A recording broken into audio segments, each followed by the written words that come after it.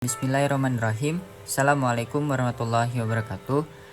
Kami dari kelompok 1 mata kuliah Sistem Operasi ingin mempresentasikan materi Guaranteed Scheduling pada pembahasan algoritma penjadwalan.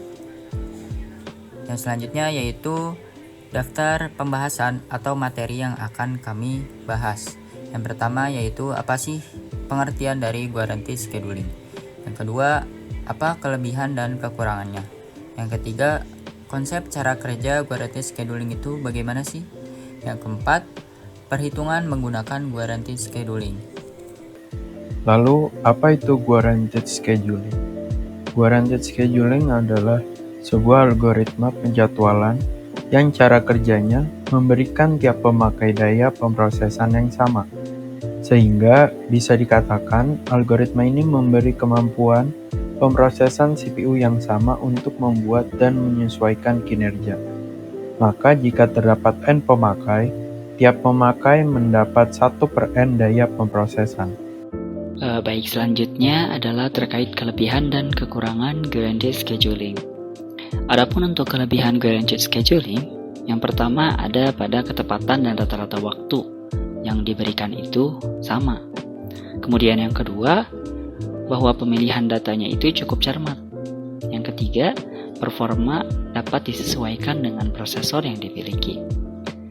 Kemudian, selanjutnya pada kekurangan Guaranteed Scheduling itu sendiri, yang pertama ada pada pembagian waktu serta proses penyelesaiannya memiliki proses yang cukup rumit. Yang kedua, dapat mengganggu pemrosesan atau penjadwalan yang lain. Yang ketiga, untuk ukuran file yang lebih kecil, itu memiliki kemungkinan akan terhambat karena waktu yang diberikannya sama. Selanjutnya yaitu konsep cara kerja. Nah, diibaratkan kotak besar yang membungkus 4 kotak kecil adalah sebagai sebuah sistem dan ibaratkan 4 kotak kecil sebagai sebuah proses. Nah, kita mempunyai P1, P2, P3, dan P4 untuk kotak kecil lah. Nantinya, keempat proses ini akan diurutkan waktu pemrosesan datanya dalam CPU. Namun, sebelumnya, sistem harus mengetahui terlebih dahulu jumlah alokasi daya yang diperlukan oleh setiap prosesnya untuk mengurutkan data. Nah, selanjutnya yaitu cara perhitungan menggunakan Guaranteed Scheduling. Nah, pertama itu JWP. JWP itu adalah jangka waktu pemrosesan. Nah, dalam menghitung JWP itu sama dengan AT, arrival time, waktu kedatangan, dibagi banyaknya proses. Nah, kita menggunakan contohnya yaitu terdapat 4 proses. Nah, bagaimana cara menghitung rasio? Sama dengan BT burst time dibagi jangka waktu pemrosesan.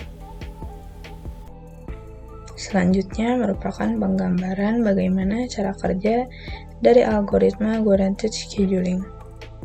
Di sini terdapat sebuah tabel yang berisikan 4 buah proses dari sebuah sistem.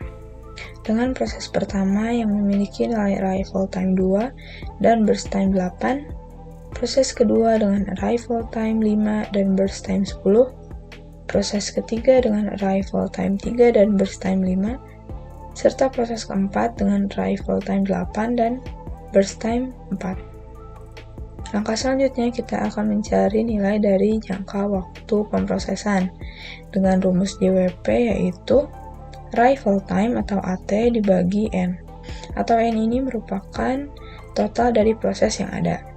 Sehingga kita memiliki nilai N itu sama dengan 4 karena kita memiliki 4 buah proses dari P1 hingga P4.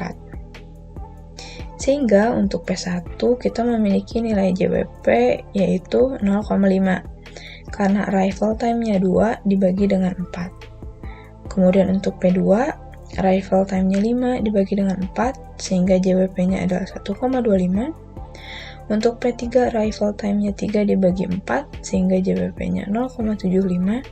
Serta untuk P4 dengan arrival time 8 dibagi 4 sehingga JWP-nya 2. Kemudian kita akan mencari nilai rasio dengan menggunakan rumus rasio yaitu burst time dibagi JWP.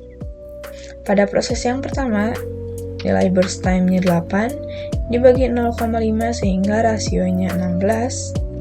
Proses kedua burst time 10 dibagi 1,25 sehingga rasionya 8. Proses ketiga 5 dibagi 0,75 sehingga rasionya 6,67. Proses keempat burst time-nya 4 dibagi 2 sehingga rasionya adalah 2. Setelah kita menemukan nilai JWP dan rasio dari setiap proses yang ada, kemudian kita dapat menentukan proses mana yang akan lebih dahulu dieksekusi oleh sistem. Hal ini dilihat dari proses mana yang memiliki rasio paling rendah. Maka proses itulah yang akan dieksekusi terlebih dahulu oleh sistem. Kemudian berdasarkan data di sini, sehingga proses pertama yang akan dieksekusi adalah proses yang keempat. Dengan nilai rasio yang paling kecil yaitu 2, kemudian selanjutnya proses yang ketiga, selanjutnya proses yang kedua, dan yang terakhir adalah proses yang ke-1. Sehingga dapat disimpulkan bahwa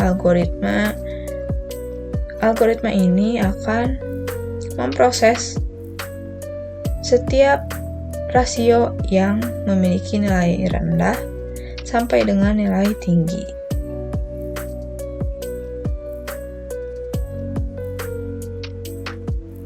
Mungkin cukup sekian yang dapat kami sampaikan mengenai guaranteed scheduling. Semoga bermanfaat.